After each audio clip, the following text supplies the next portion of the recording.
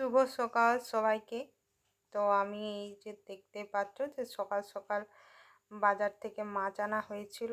আর যেহেতু আজকে মা আজ বাড়িতে নেই, তাই রান্নার দায়িত্বটা আমিই নিয়েছি আজকে ঘরের।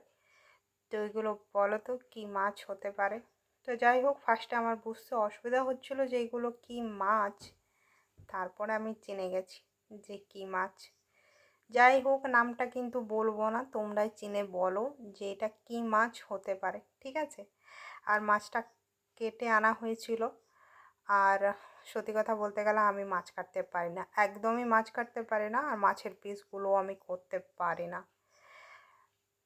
কিন্তু আমি দেখলাম যে মাছটা তো কাটা আছে, আঁশগুলোতে আমি ভালো করে ধুয়ে দিলাম, আর তার মধ্যে নুন আর হলুদ মাখিয়ে দিলাম।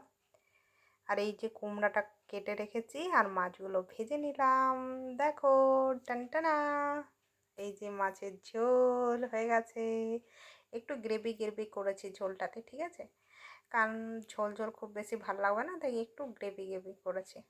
আর দেখো, তোমাদেরকে একটা জিনিস দেখায়, আকাশটাকে দেখাও, দেখতে পাচ্ছ এই সময়টা না একটু মেঘটা কালো করে এসেছিল, আর আকাশটাতে বেশ মানে বেশ ঝড়ের হাওয়া দিচ্ছিল জানো।